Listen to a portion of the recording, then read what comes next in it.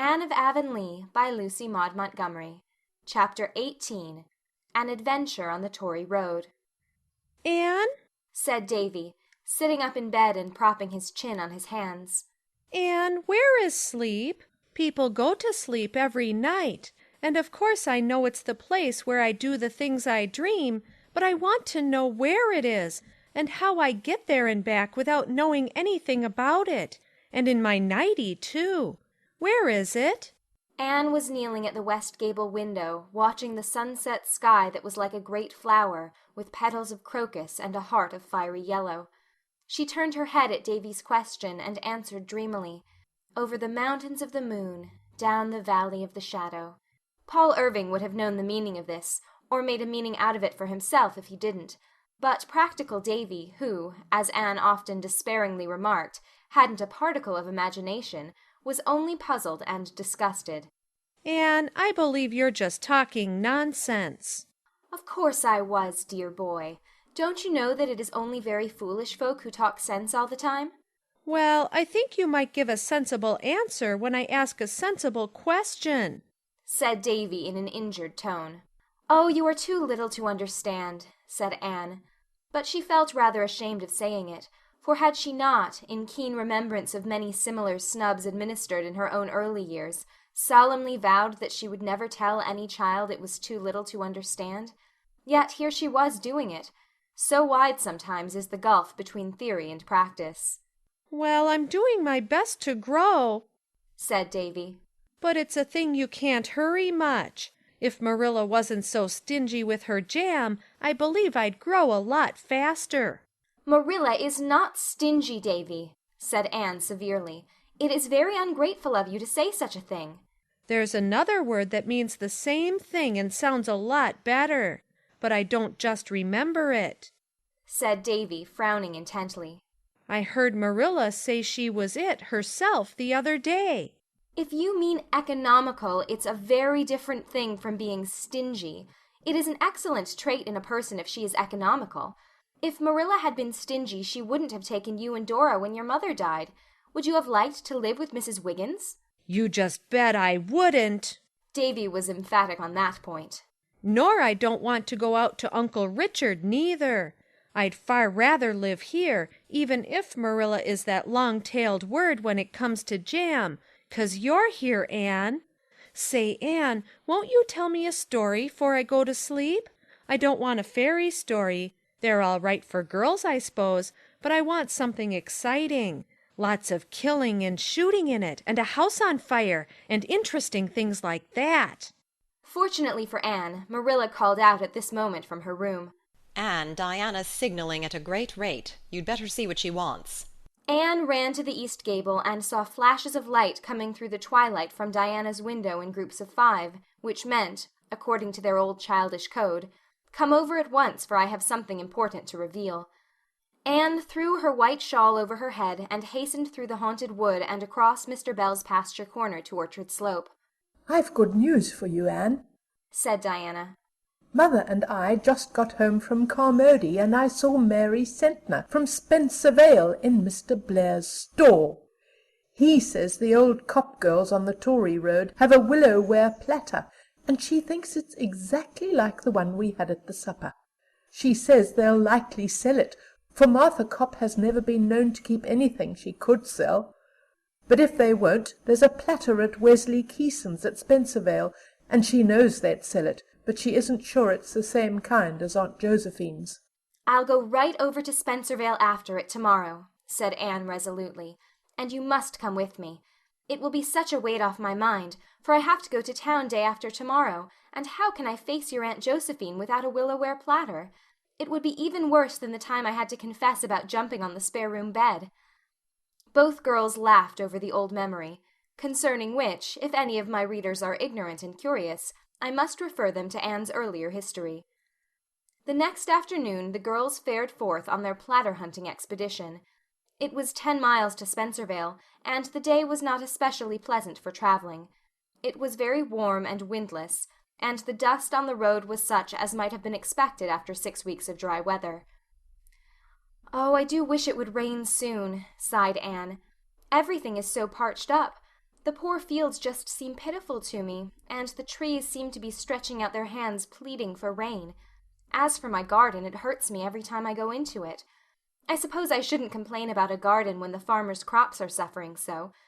Mr. Harrison says his pastures are so scorched up that his poor cows can hardly get a bite to eat, and he feels guilty of cruelty to animals every time he meets their eyes. After a wearisome drive, the girls reached Spencervale and turned down the Tory road, a green, solitary highway where the strips of grass between the wheel tracks bore evidence to lack of travel. Along most of its extent it was lined with thick-set young spruces crowding down to the roadway, with here and there a break where the back field of a Spencervale farm came out to the fence, or an expanse of stumps was aflame with fireweed and goldenrod. "Why is it called the Tory road?" asked Anne. Mr. Allen says it is on the principle of calling a place a grove, because there are no trees in it," said Diana. "For nobody lives along the road except the Cop girls, and old Martin Bovyer at the further end, who is a Liberal. The Tory government ran the road through when they were in power, just to show they were doing something." Diana's father was a Liberal, for which reason she and Anne never discussed politics. Green Gables folk had always been Conservatives. Finally the girls came to the old Cop homestead, a place of such exceeding external neatness that even Green Gables would have suffered by contrast. The house was a very old-fashioned one, situated on a slope, which fact had necessitated the building of a stone basement under one end. The house and outbuildings were all whitewashed to a condition of blinding perfection, and not a weed was visible in the prim kitchen garden surrounded by its white paling. "The shades are all down," said Diana ruefully. "I believe that nobody is home." This proved to be the case. The girls looked at each other in perplexity. "I don't know what to do," said Anne. "If I were sure the platter was the right kind, I would not mind waiting until they came home. But if it isn't, it may be too late to go to Wesley Keeson's afterward." Diana looked at a certain little square window over the basement. "That is the pantry window, I feel sure," she said. "because this house is just like Uncle Charles's at Newbridge, and that is their pantry window. The shade isn't down, so if we climbed up on the roof of that little house, we could look into the pantry and might be able to see the platter. Do you think it would be any harm?" "No, I don't think so," decided Anne after due reflection, "since our motive is not idle curiosity."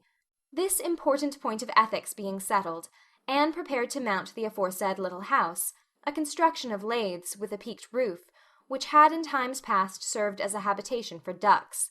The Cop girls had given up keeping ducks, because they were such untidy birds, and the house had not been in use for some years, save as an abode of correction for setting hens. Although scrupulously whitewashed, it had become somewhat shaky, and Anne felt rather dubious as she scrambled up from the vantage point of a keg placed on a box. "I'm afraid it won't bear my weight," she said as she gingerly stepped on the roof.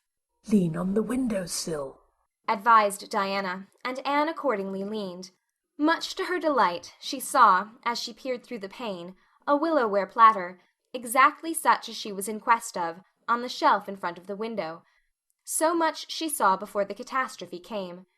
In her joy, Anne forgot the precarious nature of her footing, incautiously ceased to lean on the window-sill, gave an impulsive little hop of pleasure, and the next moment she had crashed through the roof up to her armpits, and there she hung, quite unable to extricate herself. Diana dashed into the duck-house, and, seizing her unfortunate friend by the waist, tried to draw her down. "Ow! Don't!" shrieked poor Anne. "There are some long splinters sticking into me. See if you can put something under my feet, then perhaps I can draw myself up." Diana hastily dragged in the previously mentioned keg, and Anne found that it was just sufficiently high to furnish a secure resting place for her feet, but she could not release herself. "Could I pull you out if I crawled up?" suggested Diana. Anne shook her head hopelessly. "No, the splinters hurt too badly. If you can find an axe you might chop me out, though. Oh dear, I do really begin to believe that I was born under an ill-omened star." Diana searched faithfully, but no axe was to be found. "I'll have to go for help," she said, returning to the prisoner. "No, indeed you won't," said Anne vehemently. "If you do, the story of this will get out everywhere, and I shall be ashamed to show my face. No, we must just wait until the Cop girls come home and bind them to secrecy. They'll know where the axe is and get me out. I'm not uncomfortable as long as I keep perfectly still. Not uncomfortable in body, I mean. I wonder what the Copp girls value this house at. I shall have to pay for the damage I've done, but I wouldn't mind that if I were only sure they would understand my motive in peeping in at their pantry window. My sole comfort is that the platter is just the kind I want, and if Miss Copp will only sell it to me, I shall be resigned to what has happened. What if the Copp girls don't come home till after night, or till tomorrow? Suggested Diana. If they're not back by sunset, you'll have to go for other assistance, I suppose, said Anne reluctantly. But you mustn't go until you really have to. Oh dear, this is a dreadful predicament. I wouldn't mind my misfortunes so much if they were romantic, as Mrs. Morgan's heroines always are, but they are always just simply ridiculous. Fancy what the Copp girls will think when they drive into their yard and see a girl's head and shoulders sticking out of the roof of one of their outhouses. Listen, is that a wagon? No, Diana, I believe it is thunder. Thunder it was undoubtedly, and Diana, having made a hasty pilgrimage around the house, returned to announce that a very black cloud was rising rapidly in the northwest. I believe we're going to have a heavy thunder shower, she exclaimed in dismay. Oh, Anne, what will we do? We must prepare for it, said Anne tranquilly. A thunderstorm seemed a trifle in comparison with what had already happened. You'd better drive the horse and buggy into that open shed. Fortunately, my parasol is in the buggy. Here, take my hat with you. Marilla told me I was a goose to put on my best hat to come to the Tory road, and she was right, as she always is. Diana untied the pony and drove into the shed, just as the first heavy drops of rain fell. There she sat and watched the resulting downpour, which was so thick and heavy that she could hardly see Anne through it, holding the parasol bravely over her bare head. There was not a great deal of thunder, but for the best part of an hour the rain came merrily down. Occasionally Anne slanted back her parasol and waved an encouraging hand to her friend, but conversation at that distance was quite out of the question.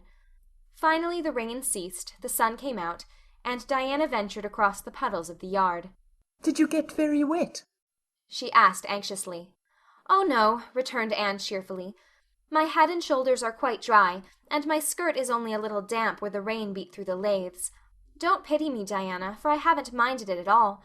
I kept thinking how much good the rain will do, and how glad my garden must be for it, and imagining what the flowers and buds would think when the drops began to fall.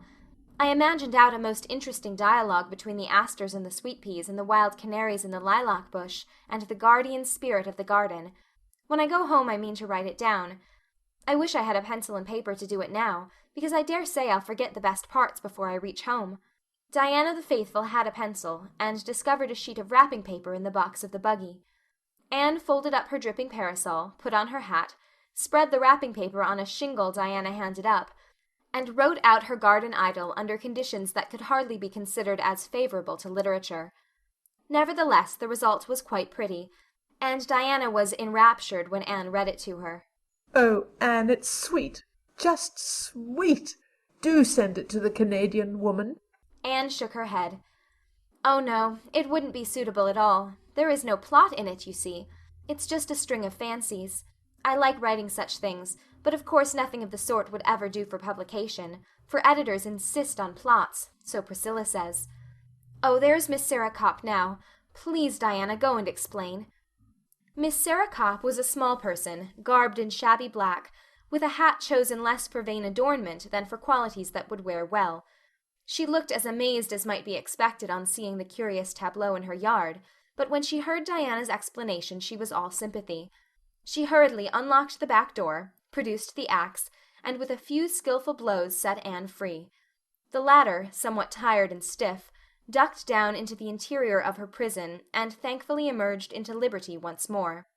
Miss Copp, she said earnestly, I assure you I looked into your pantry window only to discover if you had a willow-ware platter. I didn't see anything else. I didn't look for anything else. Bless you, that's all right, said Miss Sarah amiably. You needn't worry, there's no harm done. Thank goodness we Copps keep our pantries presentable at all times and don't care who sees into them. As for that old duck house, I'm glad it's smashed, for maybe now Martha will agree to having it taken down. She never would before, for fear it might come in handy sometime, and I've had to whitewash it every spring. But you might as well argue with the post as with Martha. Oh, she went to town today. I drove her to the station. And you want to buy my platter. Well, what will you give for it? $20, said Anne, who was never meant to match business wits with a cop, or she would not have offered her price at the start. Well, I'll see, said Miss Sarah cautiously. That platter is mine, fortunately, or I'd never dare to sell it when Martha wasn't here. As it is, I dare say she'll raise a fuss. Martha's the boss of this establishment, I can tell you. I'm getting awful tired of living under another woman's thumb. But come in. You must be real tired and hungry. I'll do the best I can for you in the way of tea, but I warn you not to expect anything but bread and butter and some cowcumbers. Martha locked up all the cake and cheese and preserves afore she went. She always does, because she says I'm too extravagant with them if company comes.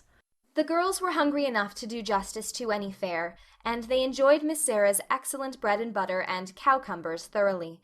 When the meal was over, Miss Sarah said, I don't know as I mind selling the platter, but it's worth $25. It's a very old platter. Diana gave Anne's foot a gentle kick under the table, meaning, Don't agree. She'll let it go for 20 if you hold out. But Anne was not minded to take any chances in regard to that precious platter. She promptly agreed to give 25, and Miss Sarah looked as if she felt sorry she hadn't asked for 30. Well, I guess you may have it. I want all the money I can scare up just now. The fact is— Miss Sarah threw up her head importantly, with a proud flush on her thin cheeks. I'm going to be married to Luther Wallace. He wanted me 20 years ago. I liked him real well, but he was poor then, and father packed him off. I suppose I shouldn't have let him go so meek, but I was timid and frightened of father. Besides, I didn't know men were so scarce. When the girls were safely away, Diana driving and Anne holding the coveted platter carefully on her lap, the green, rain-freshened solitudes of the Tory road were enlivened by ripples of girlish laughter. I'll amuse your Aunt Josephine with the strange, eventful history of this afternoon when I go to town tomorrow. We've had a rather trying time, but it's over now. I've got the platter, and that rain has laid the dust beautifully. So all's well that ends well. We're not home yet, said Diana rather pessimistically. And there's no telling what may happen before we are. You're such a girl to have adventures, Anne. Having adventures comes natural to some people, said Anne serenely. You just have a gift for them or you haven't.